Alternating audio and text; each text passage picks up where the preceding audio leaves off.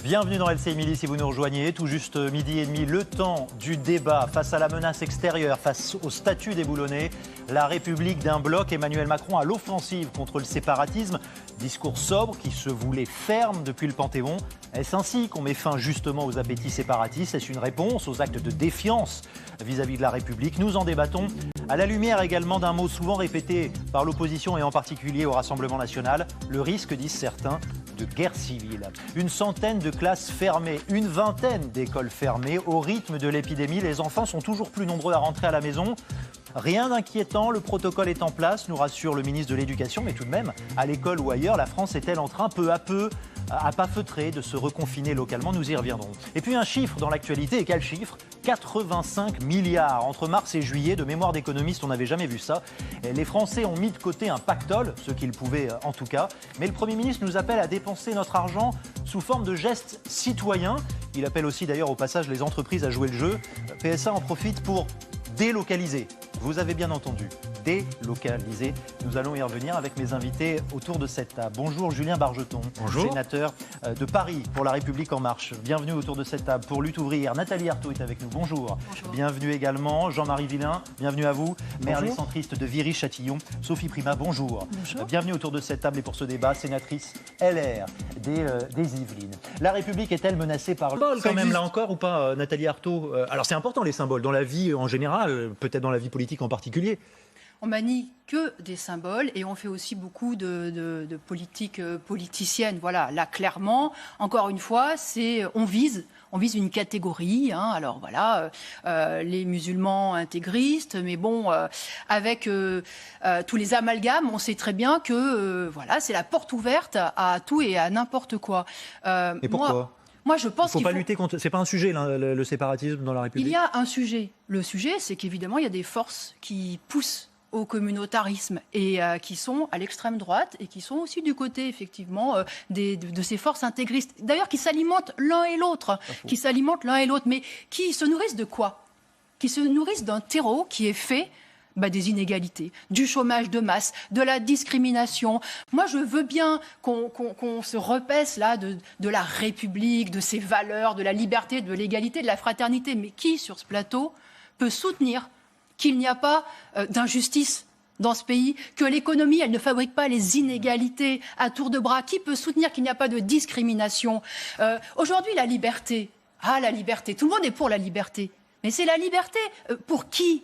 De faire quoi? C'est la liberté pour ceux qui ont de l'argent. Quand on n'a pas d'argent, on est libre de rien du tout. Et dans ce pays, on n'est même pas libre d'avoir un emploi, de gagner sa vie, de construire son avenir. C'est toute cette réalité-là. On peut poser ces questions-là et mener une lutte contre le séparatisme. Oui, mais et vous me dites que c'est qu'un symptôme. Cette réalité sociale, quand elle marginalise, quand elle rejette, quand elle abandonne une partie de la population, comment voulez-vous que cette partie de la population se reconnaisse dans cette fameuse République? Ce n'est pas possible. Sophie Primas.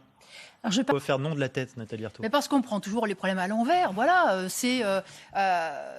la société, elle est fracturée. Vous la signeriez pas, la charte de laïcité? Ça n'aurait pas de sens pour vous? Mais vous savez, déjà dans les lycées, il y a la charte de la laïcité, il faut aimer les valeurs de la République. Mais encore une fois, ils vivent quoi, nos jeunes des quartiers populaires? Ils vivent quoi? Qu'est-ce qu'ils observent tous les jours? C'est le rejet, c'est le racisme, c'est la discrimination, c'est ce chômage. Et quand il y a du boulot, c'est des petits boulots qui sont mal payés, qui n'arrivent pas à boucler les fins de mois. C'est ça la vie réelle. On est dans une société fracturée. Il y a d'un côté des privilégiés qui effectivement prospères, qui ont tous les droits, qui ont l'argent, et de l'autre côté, ceux qui n'arrivent même pas à dominer leur propre vie, qui n'ont pas les éléments mais pour s'en sortir et qui ne peuvent pas effectivement se projeter dans l'avenir. On est dans une société de classe. Comment voulez-vous qu'il y ait une unité entre les licencieurs d'un côté, les licenciés de l'autre, entre ceux qui... Madame Arthaud, Madame Arthaud, quel que soit le sujet, vous plaquez votre grille idéologique. Mais je ne partage pas du tout. Non, c'est une grille idéologique que vous plaquez. Aujourd'hui, il y a des familles qui n'arrivent pas à acheter leur masque. Eh bien, il y a un masque là qui a été créé pour un milliardaire chinois, 1,5 milliard. Mais Julien Bargeton vous répond. Quel que soit le sujet, vous mettez le cas. Non, mais moi, guerre civile, qui contre qui? Voilà, il y a une guerre sociale aujourd'hui. Il y a une guerre de classe sociale. Oui, je reviens là-dessus. On est dans une crise. Cette crise, elle n'est pas nouvelle. Le chômage de masse, l'abandon de quartiers ouvriers, le délitement du coup des liens sociaux, l'absence de projets, encore une fois. Tout ça, ça ne peut générer que de la violence, que des réactions individualistes, que du chacun pour soi. Mais en parlant de la violence, vous l'attisez vous-même, la violence. Mais elle est réelle. Je ne nie pas qu'il n'y a pas de délinquance. Justement, j'explique que cette délinquance, effectivement, elle ne peut que s'accroître, y compris avec la profondeur de la crise. Et elle va augmenter. Donc tout ça, c'est une réalité. Alors, comment est-ce qu'on peut faire face à ça? Avec plus de répression, avec la matraque, avec... Non, je n'y crois pas une seconde. Il faut que la crise économique dans laquelle nous sommes, la crise sociale, eh bien, elle soit combattue avec l'argent qui existe dans la société, qu'on arrête avec ces licenciements, qu'on embauche, qu'on crée effectivement des emplois. Et l'argent, manifestement, il a de l'argent, il doit créer des emplois, qu'on offre un avenir à l'ensemble des classes populaires. Alors, écoutez, on va faire une toute petite pause. Votre opinion, ce n'est pas la réalité. Chacun a... Il y avait une autre analyse tout à l'heure assez intéressante de l'économiste Marc Touati qui était avec nous et qui nous disait si les gens ont thésaurisé comme ils l'ont fait, à hauteur de 85 milliards, c'est parce que finalement, pendant le confinement, on nous a dit le monde d'après, il sera moins fait de consommation. Donc peut-être qu'on était moins tenté. Puis soudainement, on change de registre puisqu'on nous dit au contraire, il est temps maintenant de se mettre à dépenser, Nathalie Arthaud. Non, mais moi, je pense qu'il y a une escroquerie que de dire les gens en général, les Français en général et les ménages en général. Voilà, je suis désolée. Vous voulez me dire qu'il y a des gens qui n'ont pas mis de côté. Excusez-moi, évidemment, mais le ménage Arnaud, le ménage Muliez ou Bettencourt, je pense qu'effectivement, ils ont pu mettre de l'argent. Non, mais il n'y a pas que là-dedans, Nathalie Arthaud. Ok, mais les boueurs, la caissière, y compris l'ouvrier qui était au chômage partiel, je peux vous dire qu'il n'a pas épargné. Il n'a pas épargné. Il a perdu 14% sur son salaire net. Il y a eu des frais supplémentaires parce que les cantines étaient fermées, il n'a pas épargné. Et dans les classes populaires, dans le monde ouvrier, beaucoup se sont appauvris considérablement. Et on le mesure quand même à la longueur des files d'attente devant les associations caritatives aujourd'hui. Donc il y a eu un appauvrissement d'une partie de la population, des classes populaires. C'est ça la réalité. Alors d'autres ont pu effectivement épargner. Et bien sûr, comme toujours, les plus riches, les mieux payés ont pu... Alors moi, pas à ce niveau-là, Nathalie Arthaud. Franchement, dans un tel volume, c'est sans doute qu'il y a beaucoup de gens...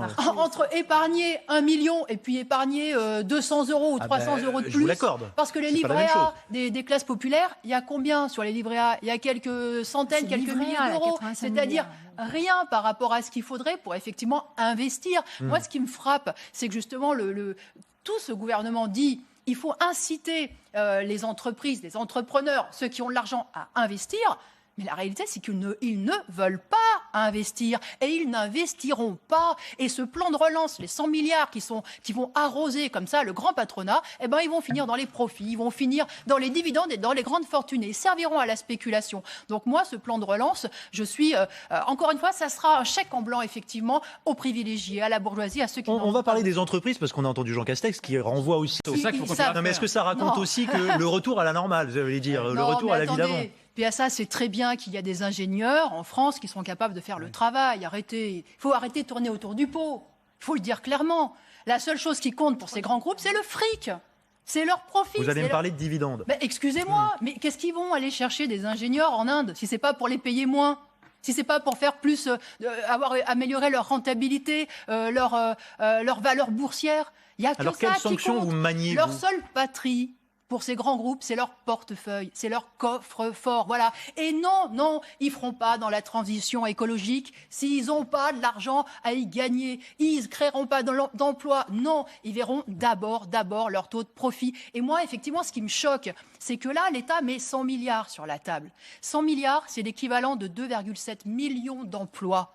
Payer 1 800 € net et cotisations comprises pendant 1 an. Oui. Si c'était un plan pour créer des emplois, pourquoi l'État ne les créerait pas, lui, directement. Il manque des emplois dans les hôpitaux, il manque des emplois dans les EHPAD. Dans les EHPAD, vous avez créé une 5e branche de la sécurité sociale. Ah mais les mots sont ronflants, c'est super, une 5e branche, il n'y a pas de financement, il n'y a pas d'emploi. Il faut créer des emplois dans les maisons de retraite, dans les EHPAD. Ça a été horrible ce qui s'est passé pendant le confinement. Et ce qui va se passer demain, si effectivement le virus se remet à circuler, il faut embaucher dans l'éducation, on y reviendra. Il faut embaucher dans les transports. Il y a de l'emploi à créer. Et puis, effectivement, il y a sans doute la transition écologique. Mais pourquoi l'État ne met pas en œuvre lui-même, en direct, des grands travaux? Il faut toujours en passer par le grand patronat. Et au bout du compte, cet argent, il atterrit dans la finance et dans la spéculation. Mais les entreprises ont un rôle à jouer. C'est quel rôle? Ça fait des décennies. Là il y a la divergence. La démagogie a des limites. Mais ce qu'on voit avec ce plan de relance, c'est que précisément, le boulot de ces grandes entreprises et de ces capitalistes, ça serait d'investir. Ils ne le font pas. Alors il faut que l'État... Un mot, Julien Bargeton. S'il vous plaît, Nathalie Arthaud. Un mot face à cette logorée habituelle. Tout ce qui est excessif est insignifiant. Voilà. Il y a des entreprises qu'il faut sanctionner si elles délocalisent, comme là c'est le cas. Eh bien, il faudra regarder ce que fait PSA. Et dès qu'on on verra s'il y a des contreparties, on surveillera. Et on en parlera sur ce plateau. Et puis, il faut aussi faire confiance aux entreprises pour créer de l'emploi. Moi, tous ces discours idéologiques, généralistes, je vais vous dire... Mais parce que ça fait des décennies. Pardonnez-moi, Nathalie Arthaud, on aura l'occasion de poursuivre ce débat. Je m'y engage, vous le savez, et on reviendra. Il a fait beaucoup de mal, c'est celui de l'économie administrée. Julien Bargeton, on revient. Effectivement, ça peut paraître nécessaire de clarifier les choses. Nathalie Arthaud, il faut s'interroger ou pas? Non, mais surtout, il faut répondre à la situation. Et moi, j'ai le sentiment qu'on n'a pas tiré les leçons pour demain. Pour demain, c'est ça qui me frappe. Moi, ce que je vois dans l'éducation nationale, je suis enseignante, j'ai fait ma rentrée. Oui. Bon, alors, puisqu'on porte le masque, toutes les autres contraintes ont explosé. Alors, il n'y a plus de nécessité de distanciation physique, le brassage est à nouveau permis, les classes à 30, voilà. Enfin bon, on explique aux élèves qu'ils vont devoir porter le masque toute la journée, y compris dans la cour de l'école, ce qui est impossible, même à des adultes très disciplinés. À un moment donné, il faut pouvoir respirer. Voilà. On a surchargé de tâches de désinfection, évidemment, les agents de service sans embaucher. Donc, voilà, pas de dédoublement de classe pour travailler en petits groupes, pas de préparation, y compris pour travailler en distanciel. Enfin, voilà, on joue avec le feu. Et quand on sera face à une remontée, une deuxième vague, eh bien, on sera dans la même impréparation, la même improvisation. Donc moi, effectivement, mais ça, parce que ça aurait voulu, ça aurait voulu dire avoir de l'argent, embaucher effectivement des enseignants, embaucher du personnel et autre chose. C'est que vous savez, on parle beaucoup du retard scolaire qui a été pris aussi dans les écoles. Mais ce retard scolaire, pour le rattraper, il aurait fallu un meilleur encadrement. Julien Bargeton, le mot de la fin et la réponse peut-être à Nicolas.